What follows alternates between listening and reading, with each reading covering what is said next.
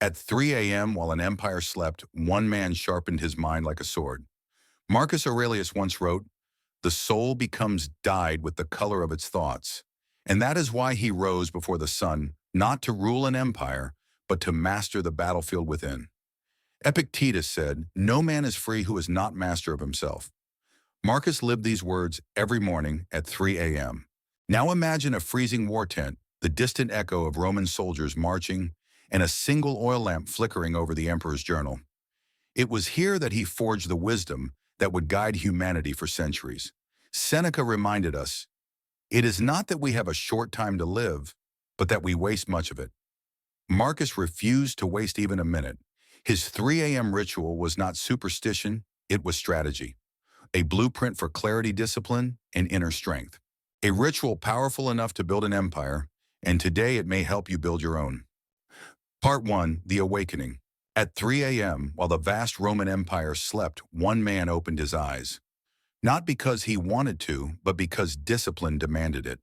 The winter air pierced his skin like a blade, colder than the enemies gathered beyond the Danube River. In that silent hour, as 100,000 soldiers lay dreaming, Marcus Aurelius, the last philosopher king, rose from his simple cot in a cold military tent on the front lines of the Marcomannic Wars. He believed in one thing, one principle powerful enough to bend the day to his will. Your mind must command the day before the day commands your mind.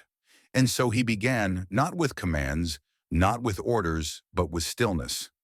Imagine him now wrapped in a modest cloak, walking across frozen ground toward a wooden table, illuminated by a single flickering oil lamp. There was no throne here, no gold, no servants waiting with wine. Only a man, a journal, in a world depending on the strength of his thoughts. Modern neuroscience tells us that the brain is most malleable in the first 30 minutes after waking, that cortisol levels spike between 3 and 5 a.m., sharpening our focus, and that early rising reduces emotional reactivity dramatically. Marcus didn't have brain scans or studies. He had wisdom, and he acted on it long before science caught up. He opened his journal, what we now know as meditations, not to write poetry or philosophy for an audience, but to survive another day. These pages were his battlefield. He wrote to remind himself of the challenges that awaited him: arrogance, ingratitude, chaos, suffering. He reminded himself to remain unshaken, because an emperor can lose a battle, but he must never lose his mind. Take a slow breath with him now, just as he did, in and out. Say it quietly. The day does not control me. Good. Marcus understood that before facing the world, he had to face himself. Outside his tent, snow fell silently. Inside, he wrestled with the heaviest burdens a human mind could carry: the fate of an empire, the fear of failure, the weight of leadership. He wrote through them line by line until his thoughts settled like calm water. Another truth about Marcus: he never wanted to be emperor. Not once. He wrote, "Do not be prideful in power. You did not seek it, it was laid upon you." He accepted the throne because Rome needed him, not because he desired glory. This humility shaped his entire morning ritual. He woke early not to dominate others, but to dominate himself. Say this with me softly. Stillness is my strength. Now breathe again. Let the mind settle. This is what Marcus did every morning, building what he called his inner citadel, a fortress within that no chaos, no betrayal, no fear could penetrate. The journal became his shield. His thoughts became his armor.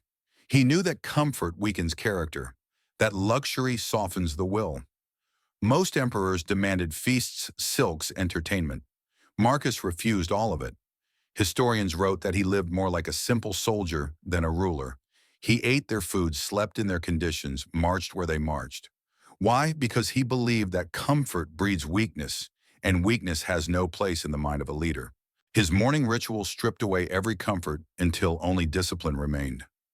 Whisper now, just as a reminder: hard choices, easy life. Let the words settle. Marcus lived by them. His awakenings at 3 a.m. were the hard choices that forged the easy confidence he carried throughout the day. Each morning for nearly an hour, he would build clarity and prepare for the storm to come. He visualized the virtues he would embody, the emotions he would contain, the temptations he would resist. He reminded himself to act with justice, courage, self-restraint. He reminded himself that every moment could be his last, a thought that sharpened him rather than frightened him. Waste no more time arguing what a good man should be, he wrote. Be one. And so by the time the sun began to rise over the frozen battlefield, Marcus Aurelius, emperor, philosopher, servant of Rome, was already fully awake, fully present, fully prepared. His body may have faced war, but his mind had already found peace. But this awakening, it was only the beginning. Because once his mind was steady and the inner winds had calmed, Marcus turned to a second ritual, a ritual far deeper. A ritual designed not just to survive the day, but to transform it. A ritual modern psychology now studies, yet Marcus mastered 2,000 years ago. He called it simply preparing the soul. And in the next chapter, you will step into that ritual. You will hear the three questions Marcus asked himself at dawn, questions powerful enough to reshape an empire and maybe the course of your own life. Are you ready to enter the mind of an emperor? Part 2. The Stoic Reflection. The awakening was only the beginning.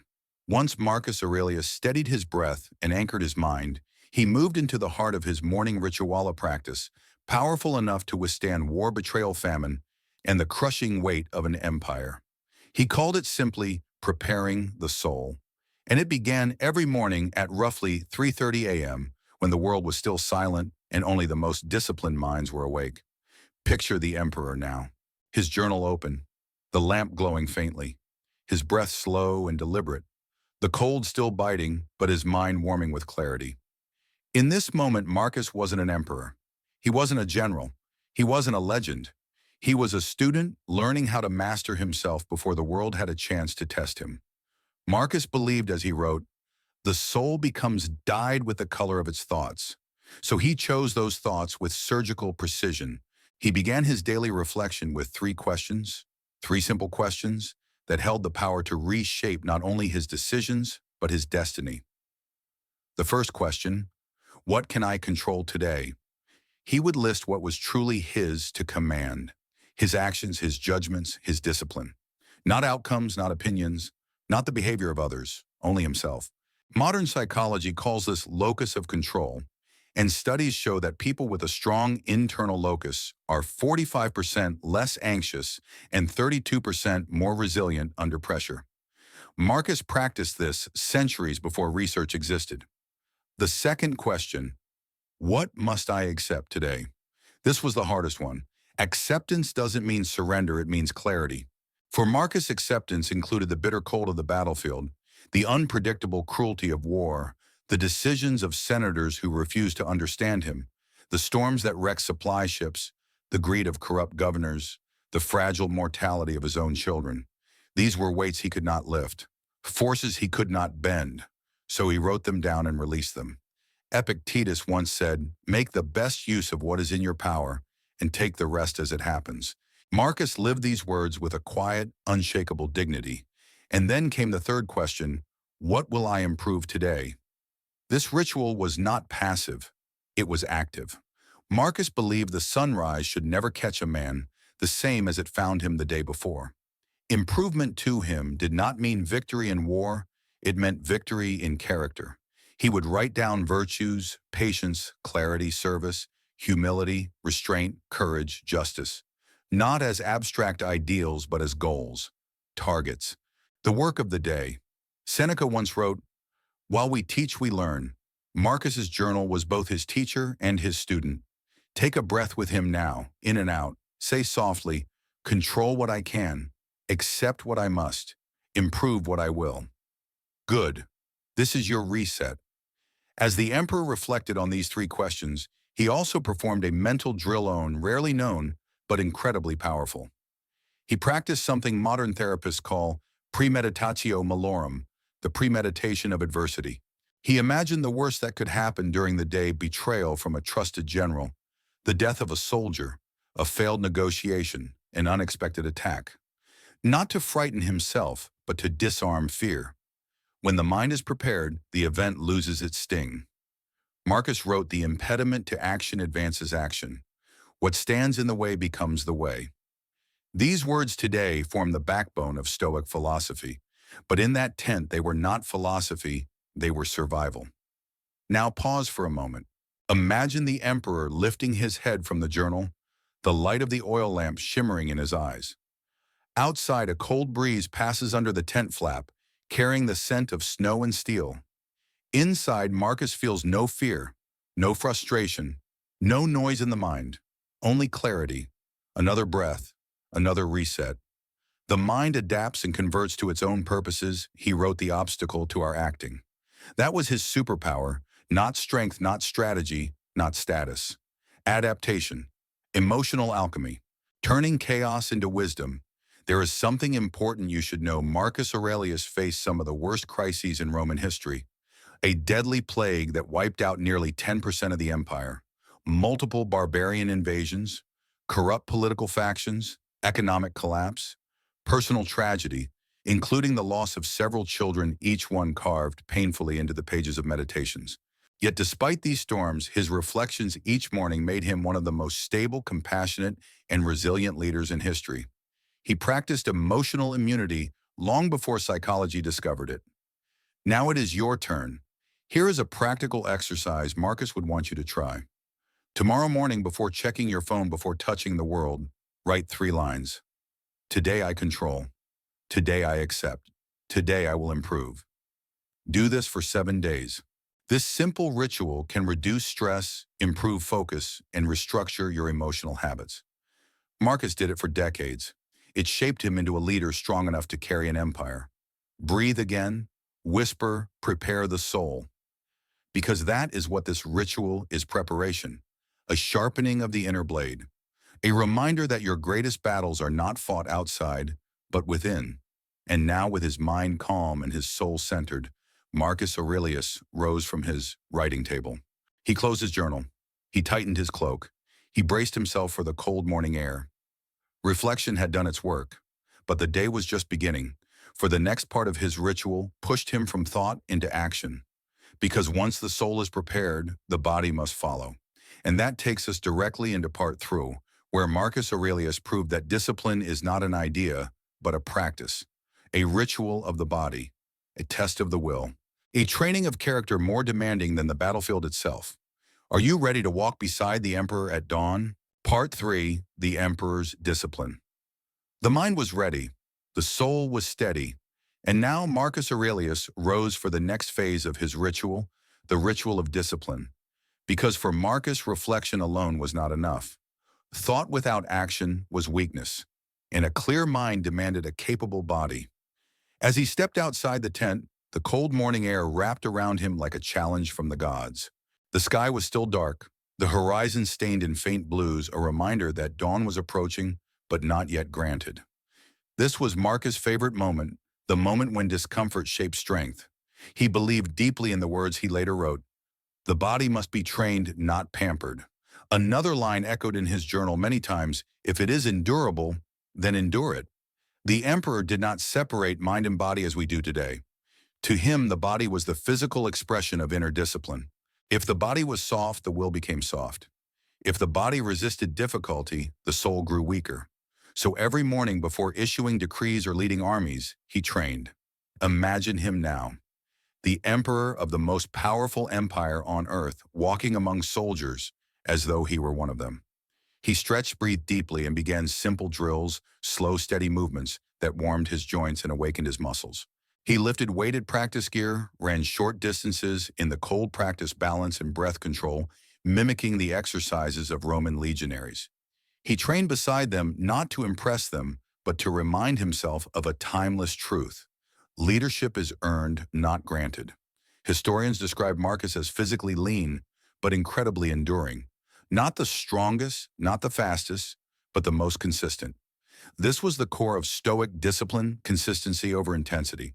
Musonius Rufus, one of the great Stoic teachers, once wrote, "It is not the man who lifts the heaviest stone who is strongest, but the one who can endure hardship willingly." Marcus lived this every morning. Take a breath here. Reset. Whisper quietly. Discipline is my freedom. Good. Let's continue. The exercises themselves were not grand. They were purposeful. He practiced long, deliberate walks, sometimes for more than an hour, using the rhythm of his footsteps as a form of meditation. He trained his breath in the cold because controlled breathing slows the heart, sharpens the senses, and stabilizes emotions. Modern research shows that slow nasal breathing reduces stress responses by up to 44%. Marcus didn't have this research, he arrived at the same truth through experience. And during these walks alongside the steady crunch of snow under his sandals, Marcus repeated a mantra: power is temporary, duty is eternal. This was not a slogan, it was a discipline. He reminded himself that every emperor before him had returned to dust, every conqueror forgotten, every title temporary. The only eternal thing was virtue, duty, service. As he walked past the rows of tents, soldiers would often stop and salute, not because he demanded it, but because they respected him.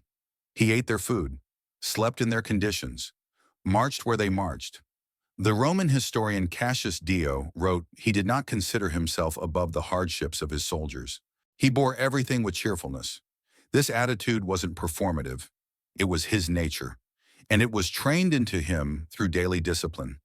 Marcus understood the principle we now call behavioral activation, the idea that action precedes motivation. You do not wait to feel ready, you move first, then the feeling follows. He wrote, "At dawn when you have trouble getting out of bed, tell yourself I am rising to do the work of a human being." These words were not metaphorical, they were literal instructions to himself each morning. Pause again. Take a breath. Whisper, "I rise to do the work." Excellent. Let's go deeper. As part of his physical ritual, Marcus practiced voluntary hardship, a Stoic technique designed to strengthen resilience. He would expose himself to short discomforts, cold air, cold water, long walks without warmth, simple soldier meals. These deliberate hardships were not punishments. They were training for reality. Seneca wrote, "Throw yourself into cold water now and then. Hunger a little, sleep a little less, so that when fate arrives, you are not afraid." Marcus embodied this philosophy with every breath he took in the freezing dawn. And here is something modern research confirms: people who practice voluntary discomfort develop stronger willpower circuits in the brain. Their discipline increases. Their fear decreases. Their confidence rises.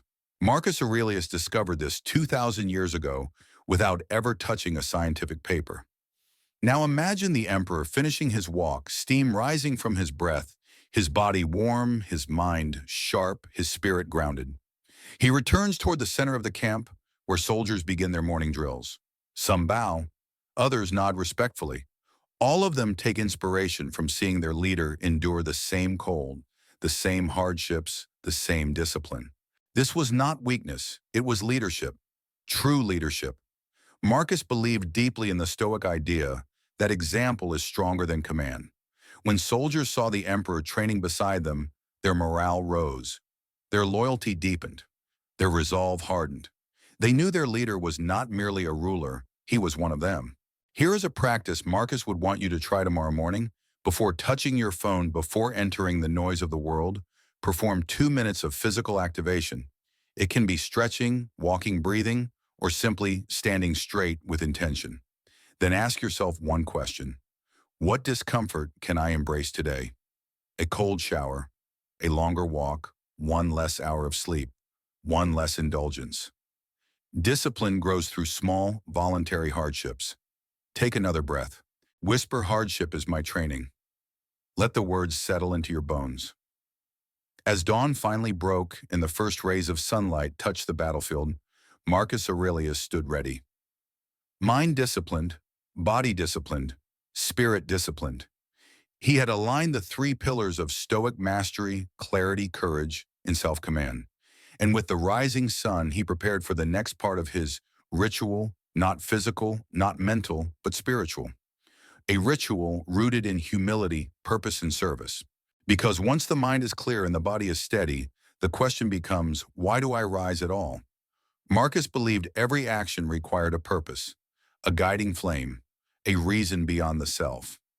And so now, with the empire stirring awake and the weight of responsibility returning to his shoulders, Marcus turned inward one final time each morning to remind himself not of his power, but of his duty.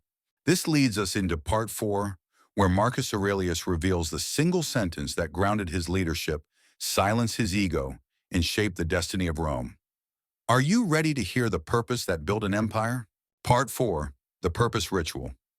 The sun had risen now. Light spilled over the Roman camp, illuminating the tents, the armor, the faces of soldiers preparing for another day of conflict. But before Marcus Aurelius, emperor of Rome, gave a single order, he performed the final ritual of his morning, the one he believed held everything together. Reflection prepared his mind. Discipline strengthened his body. But purpose, that was the fire that guided his soul. Without purpose, he believed all discipline collapses, all clarity fades, all strength becomes blind. And so he returned to his tent not to rest, but to remind himself who he truly was, not a king, not a conqueror, not even an emperor. Just a man with a duty, a servant of Rome. He sat down, closed his eyes, and whispered the sentence that anchored his entire existence. I am not a king. I am a servant of Rome. This was not humility for show. It was a truth he carried like a shield. Marcus believed deeply in the Stoic principle that ego is the root of destruction. Seneca warned a great mind becomes great by self-restraint, not by fortune. Marcus understood this better than anyone. Power was a dangerous fire warm enough to provide meaning, but wild enough to burn the hand that held it. So every morning he extinguished his ego before it could ignite. Imagine him now, eyes open, yet still and centered. The emperor of the largest empire on earth, reminding himself he was nothing more than a keeper of responsibilities, not the owner of them. Marcus had the power to command armies, to raise taxes, to end wars with a gesture, and yet he believed power meant nothing without service. He wrote in Meditations, "What is your vocation to be a good person?" These words, simple yet eternal, became the cornerstone of his purpose ritual. Take a breath with him now. Reset. Whisper softly, I serve something greater than myself. Good. Marcus's purpose ritual involved three-layer: identity, responsibility, and mortality. First, identity, he reminded himself that he was human before he was emperor, that no wealth, no armor, no title could protect him from the laws of nature. Disease, betrayal, grief, he faced them all. Scholars estimate that during the Antonine Plague, nearly 10 million Romans died.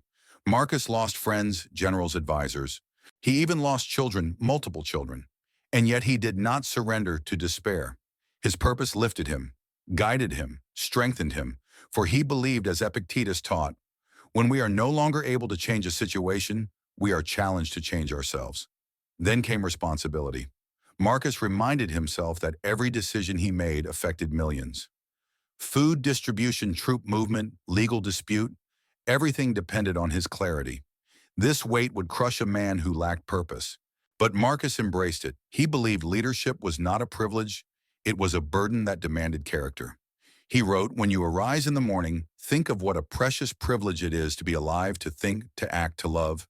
And with that privilege came the responsibility to protect those who could not protect themselves. Pause here. Take another breath. Reset. Say it quietly. Responsibility gives my life direction. Finally came mortality. Marcus reminded himself daily that he was temporary, that even Rome, mighty and eternal as it seemed, would one day fall. The Stoics called this memento mori, remember, you will die. But for Marcus, this was not a dark thought. It was freedom. Mortality stripped away distraction. It clarified priorities. It washed away selfish desires. When you remember your time is limited, every action becomes meaningful. Every word becomes intentional. Every morning becomes sacred.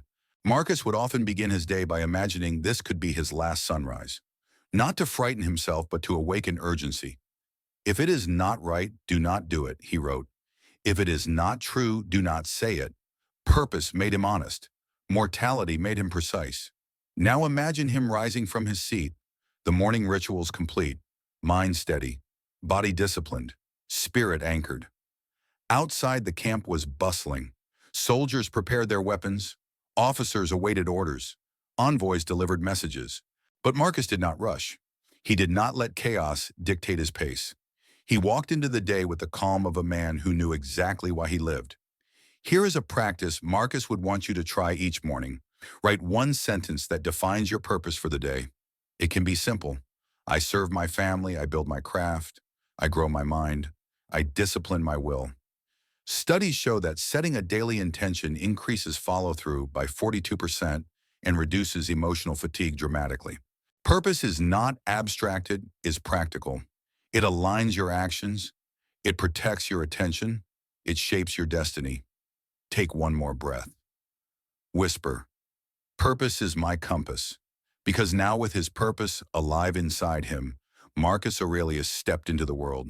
Not with arrogance, not with fear, but with clarity, with humility, with a commitment to serve something greater than himself. This was the ritual that built an empire not through conquest but through character, not through violence but through virtue. And yet there is one final truth Marcus understood. Even the greatest rituals, the strongest discipline, the deepest purpose mean nothing unless you return to them every single day. Greatness is not achieved once. It is built, rebuilt, and reinforced every dawn. Now, as we stand at the end of his morning ritual, a question emerges, a question that Marcus himself asked countless times. What will you do with this day? Because the empire he built was not made of stone, but of decisions, repeated, intentional, meaningful. And so now, with the emperor stepping into the day, we arrive at the final chapter of our journey, the conclusion and the lessons you can bring into your life. A closing reflection that ties everything together, awakening reflection, discipline, purpose. Are you ready for the final synthesis, the blueprint you can use to build your own empire from within? Marcus Aurelius 3. AM ritual may seem ancient, distant, or reserved for emperors, but its power lies in how easily it can be adapted to modern life. The entire routine can be distilled into 4 simple, timeless practices that anyone can apply today. 1. Journal your intentions. Begin your morning the way Marcus did by anchoring your mind. Write down 3 things you will take responsibility for today. Not wishes, not vague goals, responsibilities. This simple act gives your mind direction and replaces morning anxiety with clarity. Neuroscientists have shown that intention writing improves follow-through and reduces emotional overwhelm by grounding your thoughts in action. 2. Identify what you cannot control. Next, free yourself from unnecessary burdens. Make a short list of things beyond your control, other people's behavior, the outcome of events, delays, criticism, uncertainty. Marcus reminded himself daily, external things are not the problem, it is your estimation of them.